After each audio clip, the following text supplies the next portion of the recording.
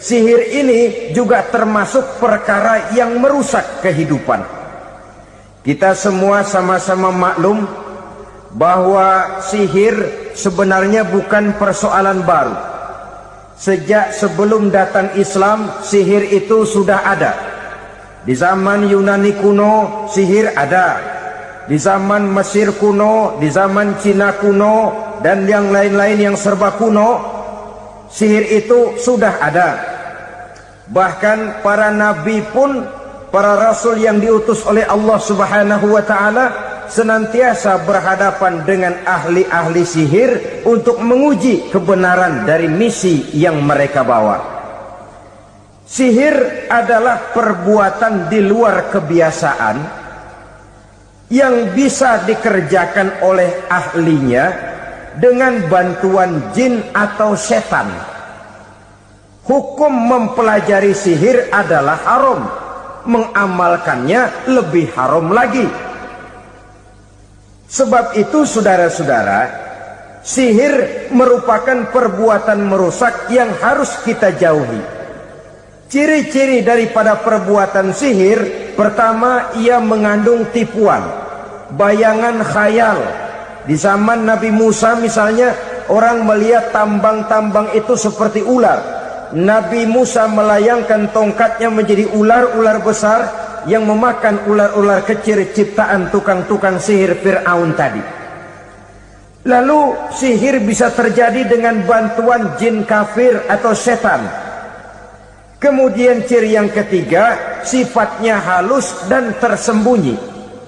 Taruh kata ada seorang ahli sihir yang mempergunakan ayat-ayat Quran sebagai jompa jampe, sebagai baca-bacaan, itu cuma sekedar kedok. Tujuannya tidak lain menjadikan agama sebagai ketok untuk membenarkan cara yang dimurkai oleh Allah Subhanahu wa ta'ala. Satu hadis yang diriwayatkan oleh Imam Bazar dan Tabrani, Nabi berpesan, "Laisa minna man tatayyara lahu au takahhana au tukuhhina lahu au sahira lahu." Tidak termasuk ke dalam golonganku, kata Nabi. Tidak termasuk umatku. Siapa mereka? Man tatayyara lahu, orang yang bertatoyur. Apa tatoyur itu? Dari kalimat toyaro, artinya terbang. Toir biasa diartikan dengan burung. Tatoyaro percaya kepada suara-suara burung. Man tatayyara lahu, mempercayai, meyakini dengan benar-benar kepada suara beburungan. Kan suka ada itu, nah bunyi burung tuh, maling liwat. Maling liwat. Burung bunyi, maling liwat. Itu termasuk tatayyara lahu, percaya kepada suara burung. Kan aneh kalau suara orang nggak dipercaya, suara burung malah dipercaya. Ada ustadz ceramah, kiai ngaji, nggak mau didengerin, burung dengerin bener. Nah, suaranya dari sebelah mana? Belah kulon. Nah, itu tandanya ano. Habis dihitung-hitung, itu termasuk tatayyara lahu. Au takahana, atau bertenung, au tukuhina, atau minta ditenungkan, au sahirolahu, atau melakukan perbuatan sihir, atau minta disihirkan. Laisa minna, tidak termasuk ke dalam golonganku, kata Nabi. Sehingga dengan demikian saudara-saudara, menghadapi sihir dengan sihir sekalipun termasuk perbuatan yang tidak diajarkan oleh agama. Kita kan mempelajari sihir untuk jaga diri, tidak apa-apa. Yang dilarang mengamalkannya, dilarang juga mempelajarinya. Sebab orang kalau sudah mengetahui, biasanya lalu terangsang untuk mencoba. Kalau percobaannya berhasil, biasanya terangsang untuk coba lagi dan coba lagi. Pada akhirnya ketagihan, lalu beralih menjadi profesi, apalagi itu nanti bisa mendatangkan hasil uang. Saudara-saudara kaum muslimin rahimakumullah, Kita manusia makhluk nyata, kita hidup di alam nyata, terikat oleh sunnatullah, causality. Oleh karenanya bagi kita keyakinan yang penuh, keikhlasan di dalam bertuhankan Allah, penyerahan diri sepenuhnya hanya kepadanya, itu sudah merupakan obat penangkal yang sangat ampuh agar kita tidak terkena penyakit-penyakit yang dibuat oleh setan dan para pembantunya. Sehingga beberapa ayat Quran mengajarkan, misalnya a'udzu bikalimatillahi tammati min syarri ma khalaq, atau bismillazi la yadurru ma'asmihi syai'un fil ardi wala fis sama', dengan menyebut nama Allah yang tidak bisa mendatangkan bahaya sedikit pun, dari baik yang datang dari langit maupun yang datang dari bumi. Jiwa yang kosong dari keyakinan yang penuh kepada Allah, jiwa yang penuh was-was dan ragu-ragu, itu yang mudah terserang oleh penyakit-penyakit yang dikerjakan oleh para tukang-tukang sihir, yaitu oleh setan dan seluruh para pembantunya. Kemudian hadis kedua yang diriwayatkan oleh Imam Ibnu Hibban, Nabi bersabda, la yadkhulul jannata mudminu khamrin wala mu'minu bisihrin wala qati'u rahmin. Tidak masuk surga. Ini Nabi yang bilang, tidak masuk surga. Siapa itu? Pertama, mudminu khamrin, orang yang berkekalan dalam mabuk. Selalu mudminun itu sudah menjadi perbuatan rutinnya, tidak kapok-kapoknya, teler seumur hidup. Mudminu khamrin, tidak masuk surga orang yang selalu bermabuk-mabukan. Yang kedua, wala mu'minu bisihrin, orang mukmin tapi main sihir. Ini juga oleh Nabi diperingatkan, tidak akan masuk surga orang mukmin tapi suka main sihir. Wala qati'u rahmin, dan tidak juga orang yang memutuskan silaturahmi. Tiga macam manusia yang diperingatkan Nabi tidak akan masuk surga: orang yang selalu mabuk, orang mukmin yang main sihir, dan orang yang memutuskan silaturahmi. Saudara-saudara kaum muslimin rahimakumullah. Lalu orang berkata, kenapa dilarang kita bersihir padahal Rasul sendiri kan punya mukjizat? Nah, kita memang harus membedakan antara mukjizat dengan sihir. Dalam kehidupan agama kita kenal ada yang namanya mukjizat, ada yang namanya karomah atau keramat biasa diucapkan, ada yang namanya maunah, ada yang namanya irhas, ada juga yang namanya sihir. Kesemuanya ini berbeda, saudara-saudara. Yang dinamakan mukjizat itu khusus untuk para rasul saja. Satu kejadian luar biasa yang terjadi dilakukan oleh Rasul atas izin dari Allah Subhanahu wa ta'ala. Perbedaannya dengan sihir jelas. Sihir dari setan, mukjizat dari Allah. Sihir bisa dipelajari, mukjizat tidak. Sihir umumnya untuk maksud-maksud yang tidak baik, sedangkan mukjizat untuk memperkuat kebenaran yang disampaikan oleh para rasul dan ditentang oleh umatnya. Bahkan kafir Quraisy dahulu menganggap orang-orang ahli sihir itu berada dalam satu posisi yang hina, sehingga mereka mengatakan Nabi dan menuduh Nabi Muhammad sebagai tukang sihir. Tuduhan sebagai tukang sihir adalah tuduhan yang sangat aib dan hina. Di tengah masyarakat kufar jahiliyah, kedudukan tukang sihir dipandang sebagai kedudukan yang hina, sehingga mereka mengejek Nabi dengan sebutan tukang sihir. Jadi mukjizat hanya untuk Rasul saja. Kemudian karomah. Karomah ini asal kata dari karoma, kehormatan, kemuliaan yang diberikan Allah kepada hamba-hambanya yang rajin mendekatkan diri kepadanya.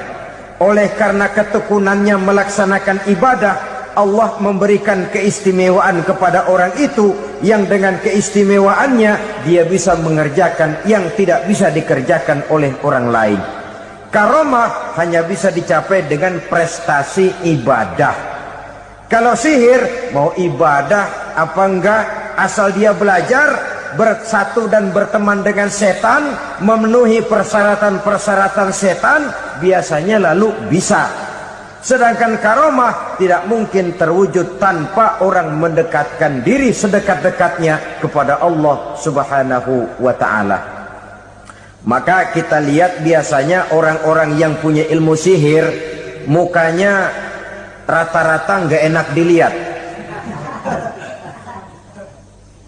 Kumuh, jauh dari air wudhu, jauh dari sujud kepada Allah, malah berteman dengan setan, menjadi pelayan-pelayannya setan.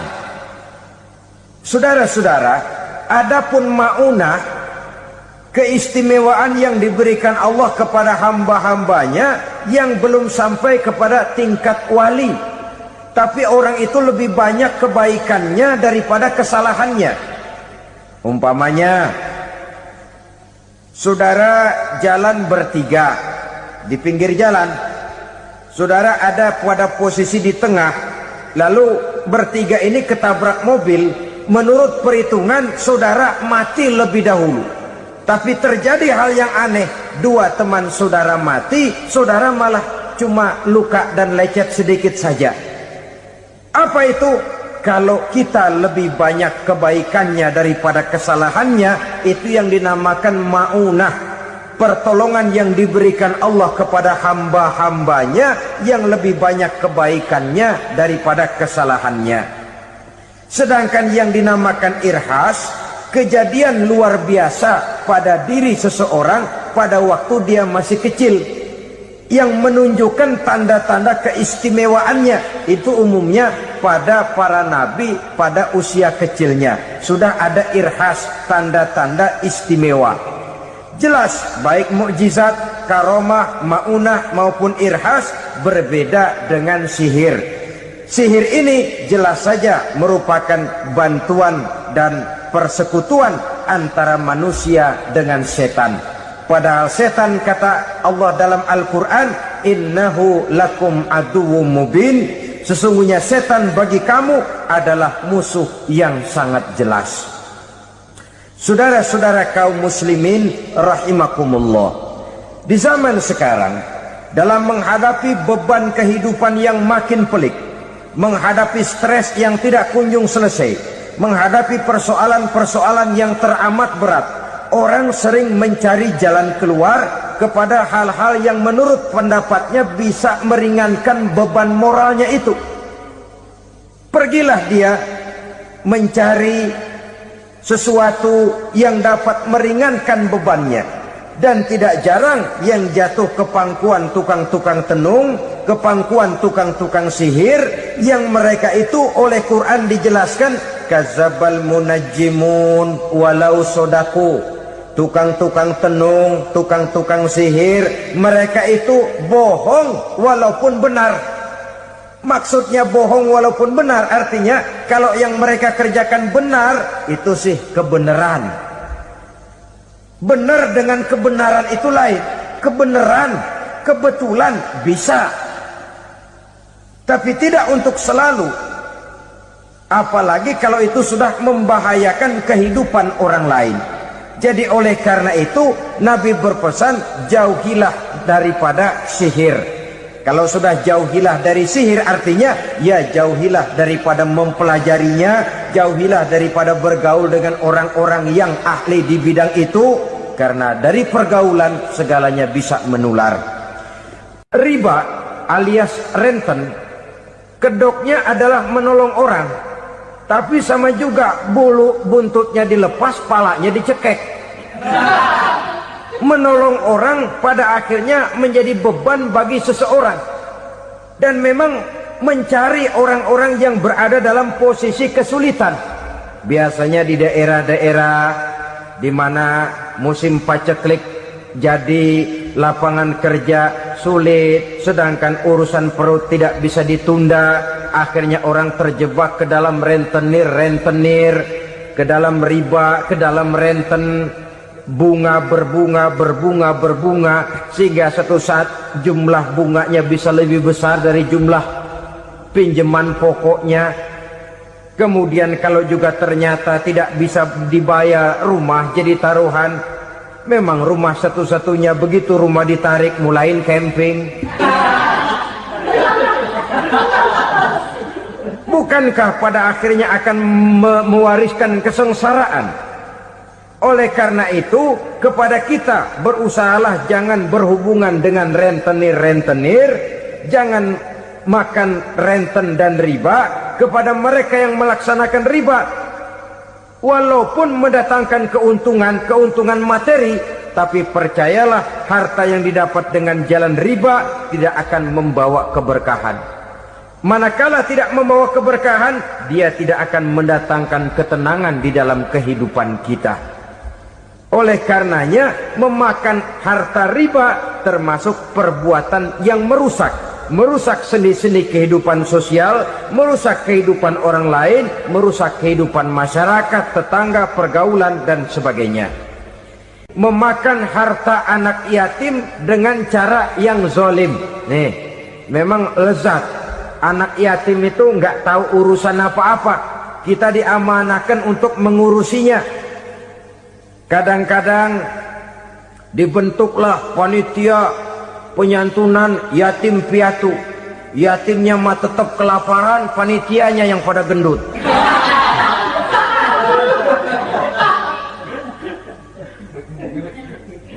Padahal memakan harta anak yatim termasuk perbuatan dosa besar. Dan menjantuni yatim merupakan perbuatan mulia. Nabi mengatakan, ana wa kafilul yatim kahataini yaumal qiyamah. Aku dan orang-orang yang menyantuni anak yatim seperti dua jari ini pada hari kiamat nanti. Dekat sekali. Jikalau ingin di hari akhir nanti dekat dengan Rasul, bersahabatlah dengan anak-anak yatim. Jadilah pengurus anak-anak yatim.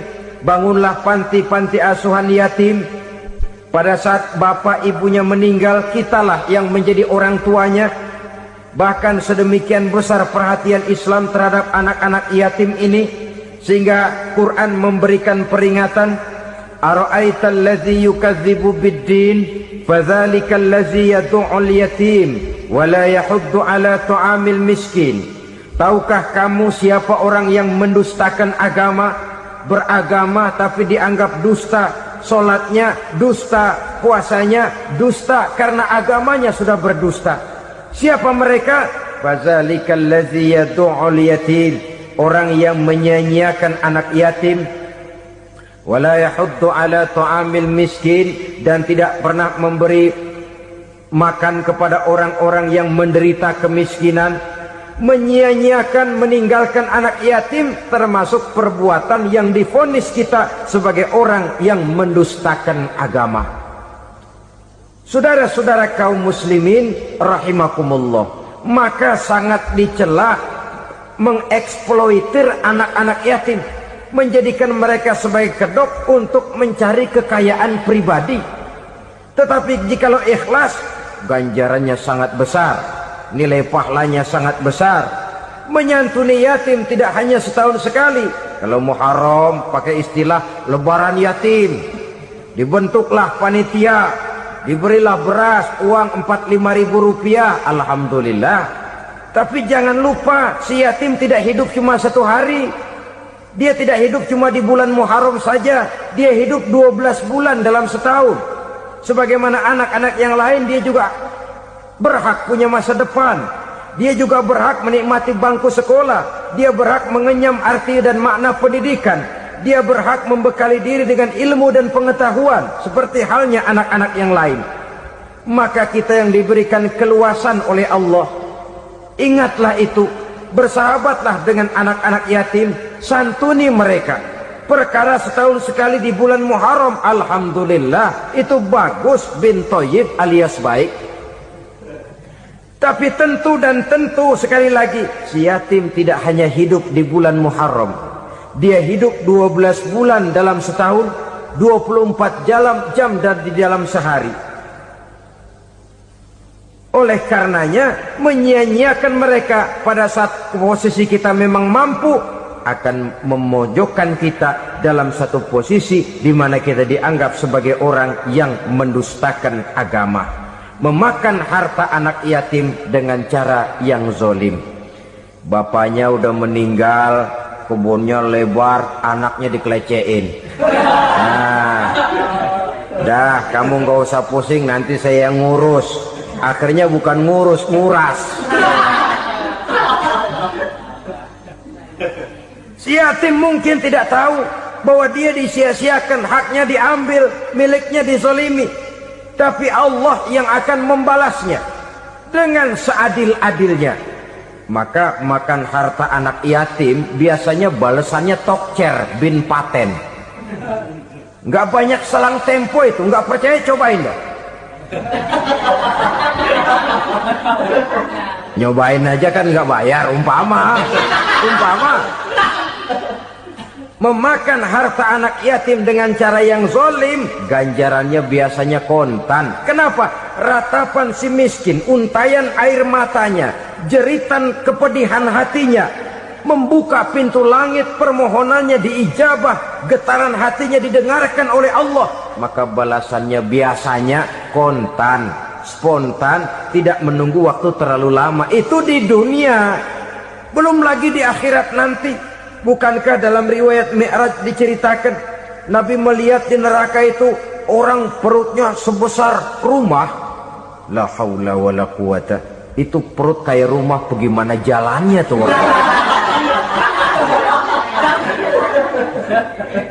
Dan memang gak jalan, diseret-seret oleh malaikat di neraka itu. Hancur perutnya, amburadul itu perut. Berantakan isinya, dibulatkan lagi, diseret lagi, hancur lagi, dibulatkan lagi. Sampai Nabi tanya, orang itu begitu berat siksanya kenapa ya Jibril? Itu Muhammad, waktu di dunia dulu rakus banget makan harta anak yatim. Begitu vonisnya, begitu menyedihkan nasibnya di akhirat. Tapi di dunia pun ketidakberkahan itu sudah membayangi kehidupannya. Oleh karena itu, kepada saudara-saudara yang mendapat titipan anak yatim, berbahagialah, karena semulia-mulia rumah adalah rumah yang di dalamnya ada anak yatim yang disantuni. Sehina-hina rumah adalah rumah di mana di dalamnya ada anak yatim yang disia-siakan. Begitu kata Nabi kita. Rumah yang paling mulia dalam pandangan Allah, rumah yang di dalamnya ada anak yatim yang disantuni. Rumah yang paling hina dalam pandangan Allah, rumah yang di dalamnya ada anak yatim yang nasibnya disia-siakan. Berbahagialah saudara apabila menjadi penyantun anak-anak yatim, pelindung mereka, sehingga mereka mempunyai masa depan sebagaimana anak-anak lainnya. Rasulullah sendiri sedemikian peka terhadap keadaan anak-anak yatim, karena beliau sendiri memang mengalami. Umur 6 bulan dalam kandungan ibu, beliau sudah ditinggalkan oleh ayahnya. Pada saat berusia 6 tahun, ibu sudah meninggal. Yatim piatu dalam usia di mana beliau sedang perlu belas kasih seorang ibu dan pengertian seorang bapa. Kepekaan itu lalu timbul, bahkan kemudian sampai kepada beliau berkata, aku dan orang yang menyantuni anak yatim seperti jari tengah dan jari telunjuk di hari akhirat nanti. Sedemikian dekatnya. Orang-orang tua bijaksana yang diceritakan di dalam Al-Quran, kalau sudah berpikir tentang anak-anaknya, pertanyaan yang paling mereka risaukan ialah, ma ta'buduna min ba'di? Anakku, kalau pada satu saat aku, ayahmu sudah tidak ada lagi di dunia ini, meninggalkan kamu semua, ma ta'buduna min ba'di? Apa yang akan kamu sembah nak? Jikalau sekarang ayahmu masih mau ke masjid, masih mau melakukan rukuk dan sujud, masih beribadah menyembah Allah Subhanahu wa ta'ala, kalau orang tuamu sudah tidak ada, ma ta'buduna min ba'di, masihkah engkau mau datang ke masjid? Masihkah engkau mau rukuk dan sujud? Masihkah engkau mau menyembah Allah Subhanahu wa ta'ala? Pertanyaan ini yang dipikirkan oleh Nabi Yakub kepada putra-putranya. Pertanyaan ini yang diteruskan oleh Nabi Ibrahim kepada anak-anaknya. Pertanyaan ini yang diwariskan oleh generasi ulama salafus saleh kepada para generasi berikutnya. Bagaimana kita generasi sekarang? Kita orang-orang tua sekarang bukan berfikir ma ta'buduna min ba'di, malah yang kita fikirkan ma ta'kuluna min ba'di. Kalau bapak tidak ada nanti kamu makan apa nak? Perkara kamu nyembah apa? Urusan nomor 18. Yang penting kamu nanti hidup bisa makan nak. Maka kita sibuk mewariskan harta kepada anak-anak kita. Kita sibuk mewariskan kebun dan tanah kepada anak-anak kita. Kita sibuk mewariskan pabrik kepada anak-anak kita, sementara kita lupa mewariskan intan yang paling mahal, mewariskan mutiara yang paling berharga, yaitu nilai iman kepada Allah Subhanahu wa ta'ala. Alangkah baiknya apabila warisan harta, warisan tanah dan kebun, warisan rumah dan pabrik didasari lebih dahulu dengan mewariskan nilai iman kepada Allah Subhanahu wa ta'ala. Sebagai orang-orang tua, kita boleh bersedih kalau anak kita tidak mengerti komputer. Kita boleh bersedih kalau anak kita tidak mengerti matematika. Kita boleh bersedih kalau anak kita tidak mengerti bahasa Inggris. Tapi sewajarnya lebih bersedihlah kita orang tua jikalau mempunyai anak yang tidak kenal Allah sebagai Tuhannya, yang kemudian tidak mau rukuk dan sujud kepada Allah Tuhannya. Itulah kemalangan yang paling malang bila kita meninggalkan generasi yang tidak bertauhid kepada Allah Subhanahu wa ta'ala. Betapapun anak kita tidak ngerti komputer, saudara, paling-paling kerugiannya cuma kerugian dunia. Masuk dia ke alam barzakh, munkar nakir tidak akan sempat tanya kau belajar komputer apa tidak. Kumpul dia di padang mahsyar, malaikat juga tidak akan tanya matematikamu nilainya berapa. Yang ditanya kau kenal Allah, kau rukuk dan sujud kepadanya, kau pernah datang ke masjid. Oleh karena itu sekali lagi, menjaga nilai iman tidak hanya untuk kita, tetapi juga mewariskannya kepada anak-anak kita, generasi yang akan datang. Sungguh kemalangan yang paling besar apabila kita meninggalkan anak-anak kita. Mereka kita tinggalkan lemah ekonominya, itu tidak baik. Mereka kita tinggalkan lemah otaknya, itu pun akan membuat mereka tertinggal oleh yang lain. Tapi yang paling celaka, jikalau kita tinggalkan mereka dalam kondisi lemah imannya, rapuh akidahnya, tidak baik dan tidak betul keyakinan hidupnya. Oleh karena itu Nabi berpesan, jauhilah 7 perkara yang merusak. Yang pertama, syirik kepada Allah Subhanahu wa ta'ala, menyekutukan Allah baik dalam ucapan, dalam keyakinan ataupun dalam perbuatan. Ini perkara pertama yang termasuk 7 perusak besar di dalam kehidupan. Kalau sudah jatuh kita ke lembah syirik, bagaimanapun banyak kebaikan yang kita kerjakan, berjiwa sosial, bertangan pemurah, gemar menolong orang lain, kalau memang dasarnya syirik, maka seluruh kebaikan kita akan hancur, tidak akan ada nilainya dalam pandangan Allah Subhanahu wa ta'ala. Dalam pandangan manusia, mungkin kita dicatat sebagai orang sosial, gemar menolong orang lain, tidak berpangku tangan melihat orang yang mendapat kesulitan. Tapi oleh karena dasarnya syirik, dasarnya tidak mentauhidkan Allah, maka seluruh nilai kebaikan yang kita kerjakan tidak akan ada nilainya dalam pandangan Allah Subhanahu wa ta'ala. Maka jagalah iman kita, jangan sampai dihinggapi penyakit syirik yang bagaimana kecilnya sekalipun. Sekali lagi, baik syirik dalam bentuk ucapan, syirik dalam bentuk keyakinan, sampai kepada syirik dalam bentuk perbuatan, kita berhindar kepada sifat-sifat yang sedemikian itu. Karena apa? Dalam satu ayat Quran Allah Subhanahu wa taala menjelaskan, innallaha la yaghfiru ayyushraka bih wa yaghfiru ma duna dzalika liman yasha. Allah tidak akan memberi ampun kepada orang-orang yang menyekutukannya, tapi Allah masih mau memberikan ampun kepada dosa-dosa yang selain itu bagi orang-orang yang dikehendakinya. Dosa selain syirik, apabila kita bertaubat, Allah masih mau mengampuni.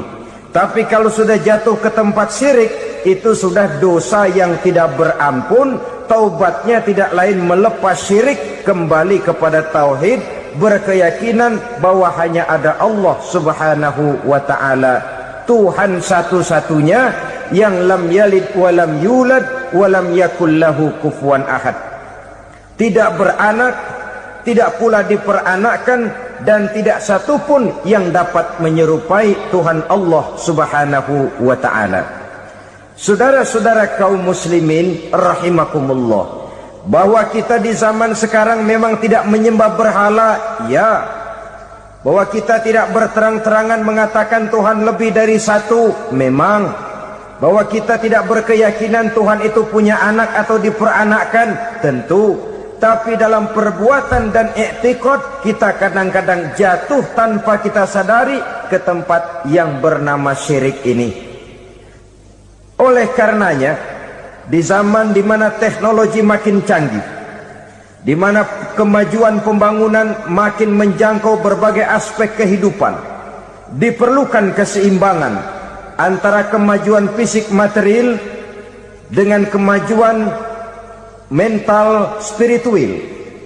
Apabila tidak ada keseimbangan, yang terwujud tentulah kepincangan, yang diawali dengan pincangnya cara kita berpikir, sehingga pada akhirnya akan mengarah kepada pincangnya cara kita berbuat dan bertindak di dalam kehidupan kita. Oleh karena itu Nabi berpesan, jauhilah sifat syirik, karena syirik merupakan dosa yang teramat besar. Ini sifat merusak yang pertama. Yang kedua, kata Nabi, wasihra, jauhilah sihir. Sihir ini juga termasuk perkara yang merusak kehidupan. Kita semua sama-sama maklum bahwa sihir sebenarnya bukan persoalan baru. Sejak sebelum datang Islam, sihir itu sudah ada. Di zaman Yunani kuno, sihir ada. Di zaman Mesir kuno, di zaman Cina kuno, dan yang lain-lain yang serba kuno, sihir itu sudah ada. Bahkan para nabi pun, para rasul yang diutus oleh Allah Subhanahu wa ta'ala, senantiasa berhadapan dengan ahli-ahli sihir untuk menguji kebenaran dari misi yang mereka bawa. Sihir adalah perbuatan di luar kebiasaan yang bisa dikerjakan oleh ahlinya dengan bantuan jin atau setan. Hukum mempelajari sihir adalah haram, mengamalkannya lebih haram lagi. Sebab itu saudara-saudara, sihir merupakan perbuatan merusak yang harus kita jauhi. Ciri-ciri daripada perbuatan sihir, pertama, ia mengandung tipuan, bayangan khayal. Di zaman Nabi Musa misalnya, orang melihat tambang-tambang itu seperti ular. Nabi Musa melayangkan tongkatnya menjadi ular-ular besar yang memakan ular-ular kecil ciptaan tukang-tukang sihir Fir'aun tadi. Lalu sihir bisa terjadi dengan bantuan jin kafir atau setan. Kemudian ciri yang ketiga, sifatnya halus dan tersembunyi. Taruh kata ada seorang ahli sihir yang mempergunakan ayat-ayat Quran sebagai jompa-jampe, sebagai baca-bacaan, itu cuma sekedar kedok. Tujuannya tidak lain menjadikan agama sebagai kedok untuk membenarkan cara yang dimurkai oleh Allah Subhanahu wa ta'ala. Satu hadis yang diriwayatkan oleh Imam Bazar dan Tabrani, Nabi berpesan, "Laisa minna man tatayyara lahu au takahhana au tukuhhina lahu au sahira lahu." Tidak termasuk ke dalam golonganku, kata Nabi, tidak termasuk umatku. Siapa mereka? Man tatayyara lahu, orang yang bertatoyur. Apa tatoyur itu? Dari kalimat toyaro, artinya terbang. Toir biasa diartikan dengan burung. Tatoyaro percaya kepada suara-suara burung. Man tatayyara lahu, mempercayai, meyakini dengan benar-benar kepada suara beburungan. Kan suka ada itu, nah bunyi burung tuh, maling liwat. Maling liwat, burung bunyi, maling liwat. Itu termasuk tatayyara lahu, percaya kepada suara burung. Kan aneh kalau suara orang nggak dipercaya, suara burung malah dipercaya. Ada ustadz ceramah, kiai ngaji, nggak mau didengerin, burung dengerin bener. Nah, suaranya dari sebelah mana? Belah kulon. Nah, itu tandanya ano. Habis dihitung-hitung. Itu termasuk tatayyara lahu. Au takahana, atau bertenung, au tukuhina, atau minta ditenungkan, au sahirolahu, atau melakukan perbuatan sihir, atau minta disihirkan. Laisa minna, tidak termasuk ke dalam golonganku, kata Nabi. Sehingga dengan demikian, saudara-saudara, menghadapi sihir dengan sihir sekalipun termasuk perbuatan yang tidak diajarkan oleh agama. Kita kan mempelajari sihir untuk jaga diri, tidak apa-apa. Yang dilarang mengamalkannya, dilarang juga mempelajarinya. Sebab orang kalau sudah mengetahui, biasanya lalu terangsang untuk mencoba. Kalau percobaannya berhasil, biasanya terangsang untuk coba lagi dan coba lagi. Pada akhirnya ketagihan, lalu beralih menjadi profesi, apalagi itu nanti bisa mendatangkan hasil uang. Saudara-saudara kaum muslimin rahimakumullah, kita manusia makhluk nyata, kita hidup di alam nyata, terikat oleh sunnatullah, causality. Oleh karenanya bagi kita keyakinan yang penuh, keikhlasan di dalam bertuhankan Allah, penyerahan diri sepenuhnya hanya kepadanya, itu sudah merupakan obat penangkal yang sangat ampuh agar kita tidak terkena penyakit-penyakit yang dibuat oleh setan dan para pembantunya.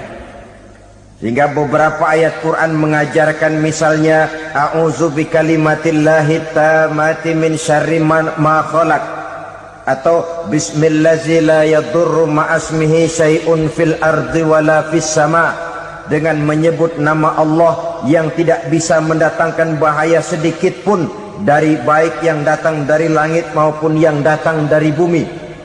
Jiwa yang kosong dari keyakinan yang penuh kepada Allah, jiwa yang penuh was-was dan ragu-ragu, itu yang mudah terserang oleh penyakit-penyakit yang dikerjakan oleh para tukang-tukang sihir, yaitu oleh setan dan seluruh para pembantunya. Kemudian hadis kedua yang diriwayatkan oleh Imam Ibnu Hibban, Nabi bersabda, la yadkhulul jannata mudminu khamrin wala mu'minu bisihrin wala qati'u rahmin. Tidak masuk surga. Ini Nabi yang bilang, tidak masuk surga. Siapa itu? Pertama, mudminu khamrin, orang yang berkekalan dalam mabuk. Selalu mudminun itu sudah menjadi perbuatan rutinnya, tidak kapok-kapoknya, teler seumur hidup. Mudminu khamrin, tidak masuk surga orang yang selalu bermabuk-mabukan. Yang kedua, wala mu'minu bisihrin, orang mukmin tapi main sihir. Ini juga oleh Nabi diperingatkan, tidak akan masuk surga orang mukmin tapi suka main sihir. Wala qati'ur rahmin, dan tidak juga orang yang memutuskan silaturahmi. 3 macam manusia yang diperingatkan Nabi tidak akan masuk surga: orang yang selalu mabuk, orang mukmin yang main sihir, dan orang yang memutuskan silaturahmi. Saudara-saudara kaum muslimin rahimakumullah. Lalu orang berkata, kenapa dilarang kita bersihir? Padahal Rasul sendiri kan punya mukjizat. Nah, kita memang harus membedakan antara mukjizat dengan sihir. Dalam kehidupan agama kita kenal ada yang namanya mukjizat, ada yang namanya karomah atau keramat biasa diucapkan, ada yang namanya maunah, ada yang namanya irhas, ada juga yang namanya sihir. Kesemuanya ini berbeda, saudara-saudara.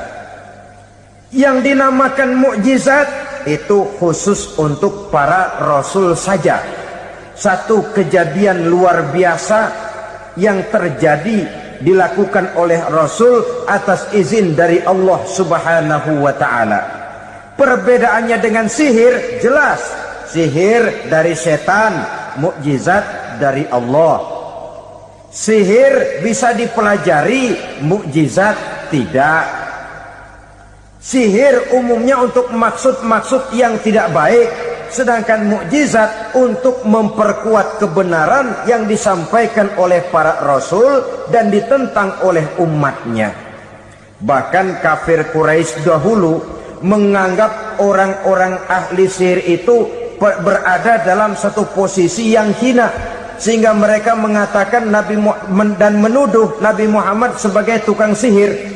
Tuduhan sebagai tukang sihir adalah tuduhan yang sangat aib dan hina. Di tengah masyarakat kufar jahiliyah, kedudukan tukang sihir dipandang sebagai kedudukan yang hina, sehingga mereka mengejek Nabi dengan sebutan tukang sihir. Jadi mukjizat hanya untuk Rasul saja. Kemudian karomah.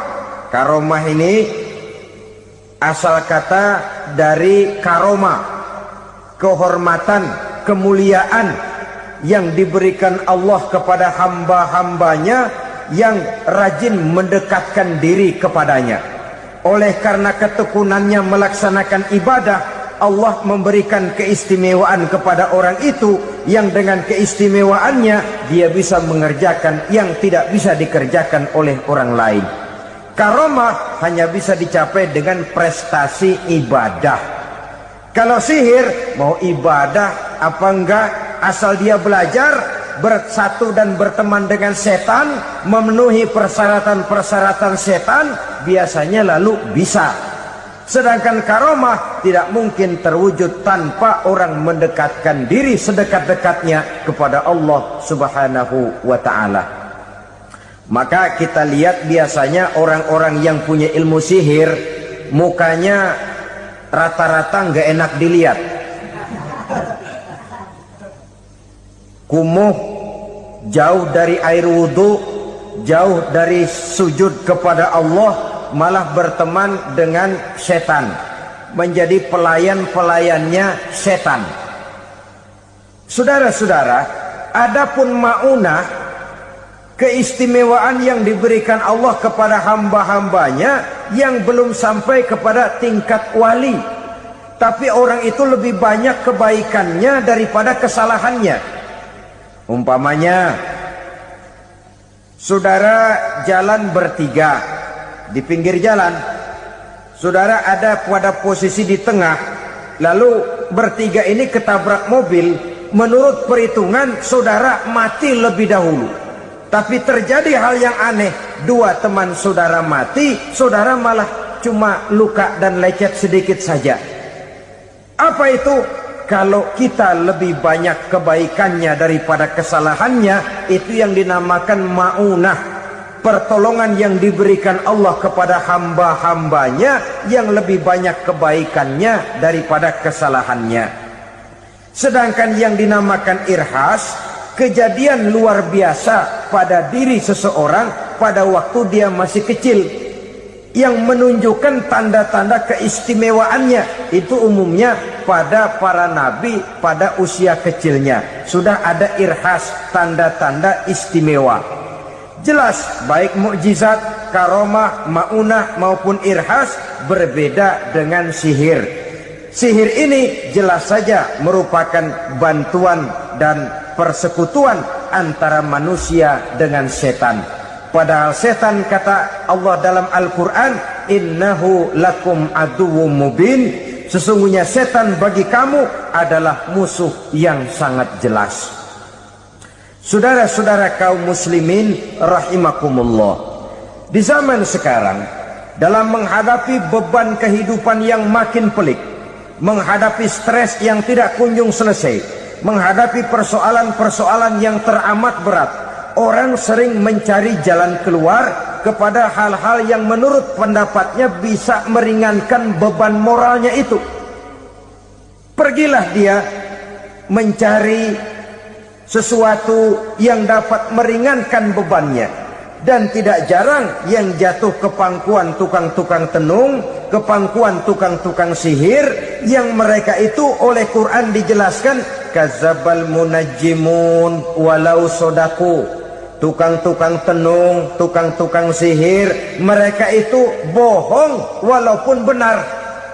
Maksudnya bohong walaupun benar, artinya kalau yang mereka kerjakan benar, itu sih kebenaran. Benar dengan kebenaran itu lain. Kebenaran, kebetulan bisa, tapi tidak untuk selalu. Apalagi kalau itu sudah membahayakan kehidupan orang lain. Jadi oleh karena itu Nabi berpesan, jauhilah daripada sihir.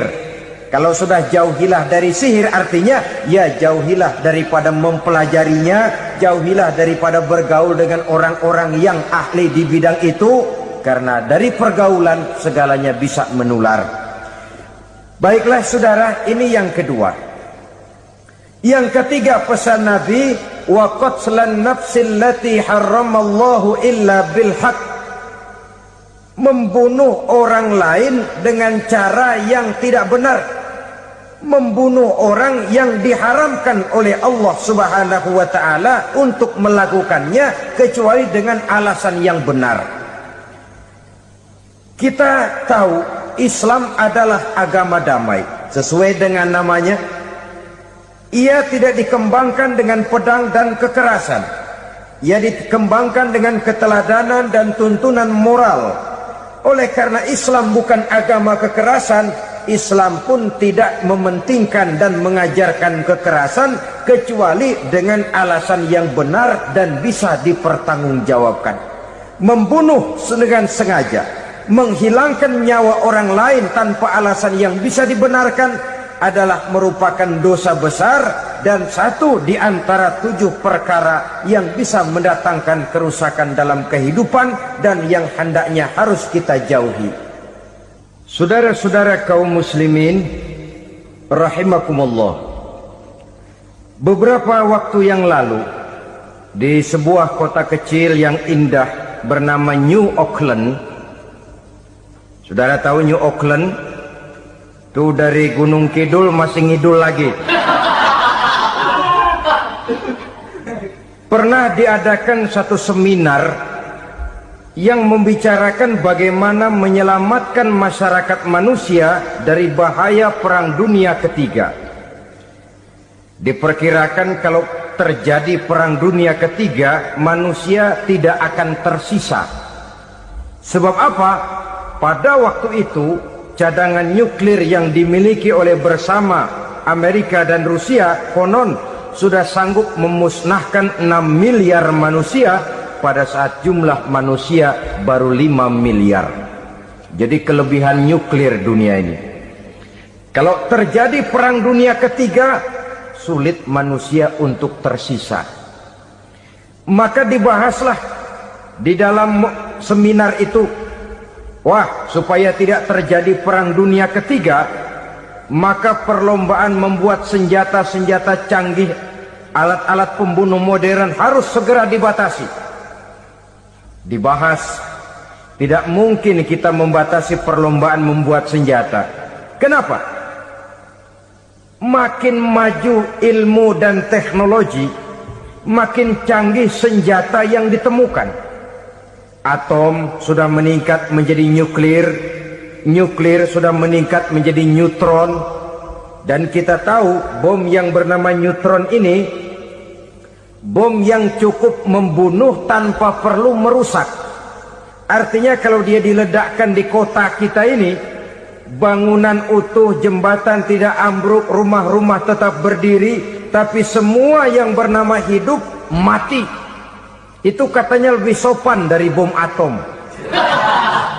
Sebab kalau si atom ini sudah membunuh, merusak pula. Neutron cukup membunuh saja tanpa perlu merusak. Jadi majunya senjata-senjata teknologi sebagai akibat yang logis dari kemajuan ilmu pengetahuan ini tidak bisa kita batasi.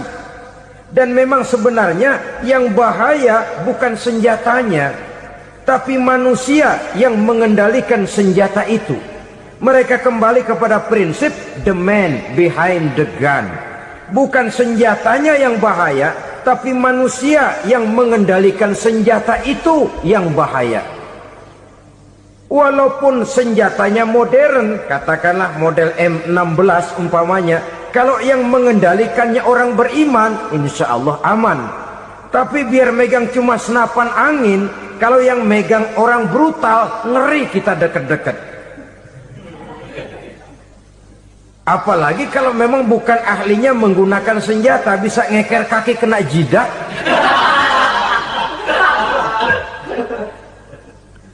Mereka kembali kepada prinsip lama yang tetap baru, bukan senjatanya yang harus dibatasi, manusia yang mengendalikan senjata itu yang perlu dibicarakan. Nah, kalau begitu, agar manusia tidak mempergunakan senjata sewenang-wenang, apa yang harus kita lakukan? Ya, manusianya harus bermoral. Ya, tapi moral yang mana? Di dunia ini banyak ajaran tentang moral. Itu pun mudah saja. Di sini kan kita undang saja ahli dari berbagai agama untuk membicarakan konsep perdamaian menurut agamanya masing-masing. Baik, setuju itu? Setuju. Maka tampillah para ahli agama, mereka kembali kepada prinsip moral daripada konsep yang terkandung di dalam ajaran agama untuk menegakkan perdamaian. Mula-mula naiklah ahli dari agama Hindu, dibacakan konsep perdamaian menurut ajaran agama Hindu, bahwa untuk damai manusia harus meninggalkan nafsu keduniaannya, menempuh samsara dan sebagainya untuk mencapai nirwana, menjauhi kemegahan dan kemewahan dunia. Ini lalu dibahas, rasanya juga tidak mungkin ini. Kemudian dari agama Nasrani, bahwa untuk damai manusia harus menciptakan sifat kasih sayang. Kalau ditampar pipi kiri, berikan pipi yang kanan. Kalau diberikan selendang, berikan baju. Nanti orang kasihan, lalu dia tidak akan nampar lagi. Ketika ini dibahas, ternyata rasanya pun tidak mungkin bisa diterima. Karena apa? Di zaman sekarang orang ditampar pipi kiri, dikasih pipi kanan, bukan kasihan, gemes. Damai belum tentu, bonyok udah jelas. Lalu ketika dibacakan konsep perdamaian menurut Quran, di mana disampaikan ayat wa jazaa'u sayyi'atin sayyi'atun misluha faman afa wa aslaha fa ajruhu 'ala Allah. Balasan terhadap satu kejahatan adalah kejahatan yang seimbang, tetapi barang siapa yang memberi maaf dan mencari jalan damai, itulah yang terbaik dan akan mendapat pahala dari Allah Subhanahu wa ta'ala. Kamu tidak salah ditampar pipi kirimu, tampar lagi pipi kirinya sekeras dia menampar pipi kirimu. Nanti orang tidak mau menampar kita karena dia tahu kalau dia tampar kita, dia akan menderita tamparan sekeras dia menampar kita. Akan terjadilah prinsip saling hormat menghormati, tidak saling ganggu, tidak saling usil, tidak saling jahil. Atas dasar ini perdamaian bisa ditegakkan. Mereka bisa menerima konsep ini, tapi kemudian seminar ditutup.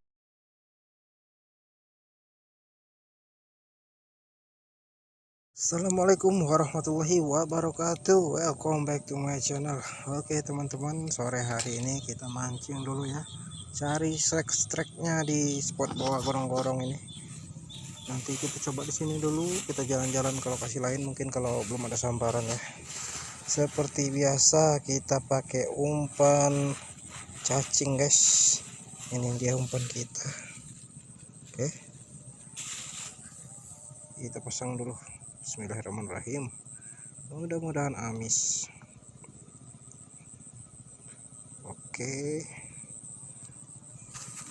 Satu lagi ini ada pelet kemarin ini. Tempel juga pelet. Siapa tahu ada yang makan pakai pelet. Simpel saja. Oke, langsung kita incal ya. Bismillahirrahmanirrahim. Mudah-mudahan ada. Ya.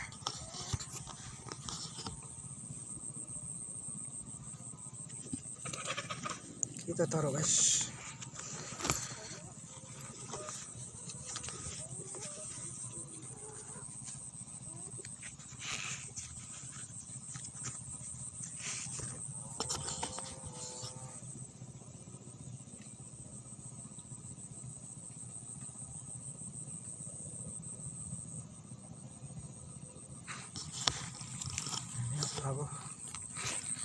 Hanyut guys, banyak apa jaring laba-laba ini menghalangi aja ya. Kita uncal lagi yuk.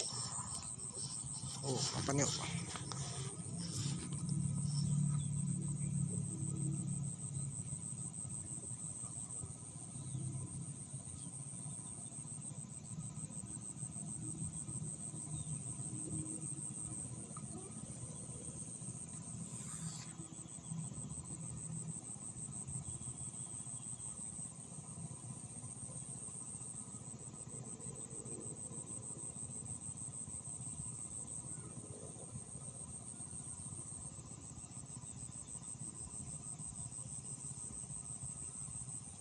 Biasanya penghuni bawah gorong-gorong ini ya lumayan besar babonnya. Kita tunggu.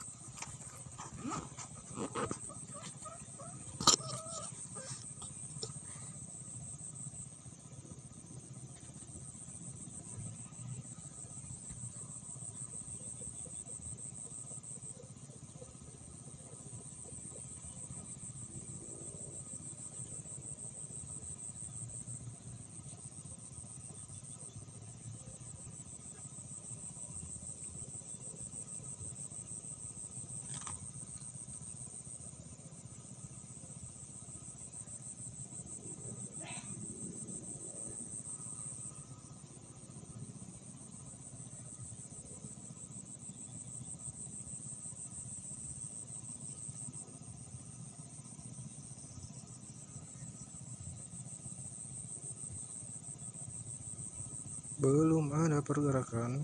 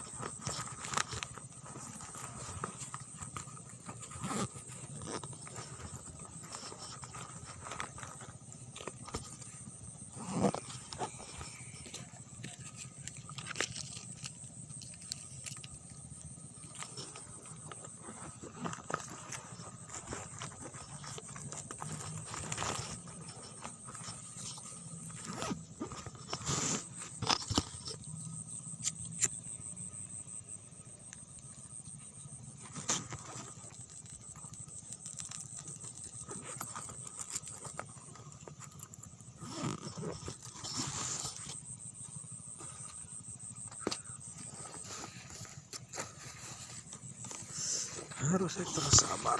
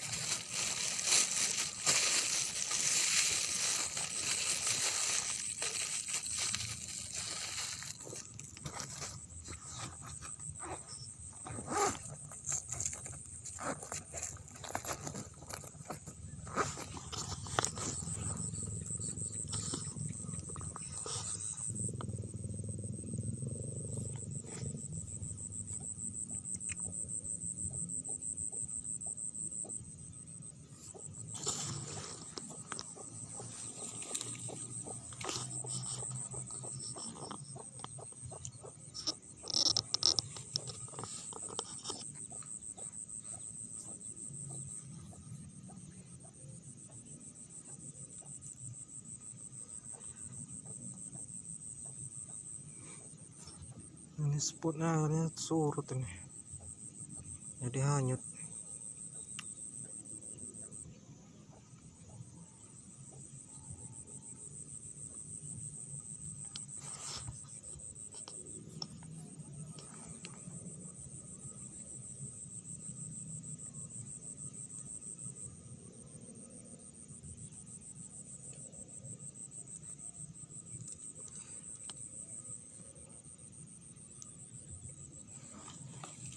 Di bawah sana ada pergerakan guys, kita hanyutkan aja.